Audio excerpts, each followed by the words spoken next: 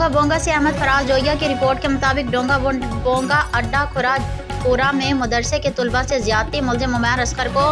आवाज़ press club डोंगा बोंगा से आखिरकार CCD के हवाले करवा ही दिया। कुछ लोग उनसे भत्ता लेते रहे मगर आवाज़ प्रेस क्लब डोंगा बोंगा ने हवा की बेटी की इज्जत पर हर कोशिश करते हुए मुलजिम के खिलाफ FIR दर्ज करवाई और मुलजिम उमैर असगर को गिरफ्तार भी करवाया।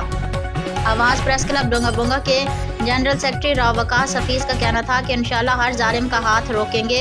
हर मजलूम को उसका हक दिलवाएंगे और हवा की बेटी की इज्जत पर कभी समझौता नहीं करेंगे। जनरल सेक्रेटरी राव वकास हफीज़ का कहना था कि हम शुक्रगुजार हैं पंजाब पुलिस के और बिलखसूस DPO बहावल नगर के और CM पंजाब मरियम नवाज के और CM पंजाब के ज़बरदस्त इदारे CCD का, जिन्होंने आवाज़ प्रेस क्लब डोंगा बोंगा की एक न्यूज़ पर एक्शन लिया और मुलजिम उमैर असगर को उसके अंजाम तक पहुँचाया।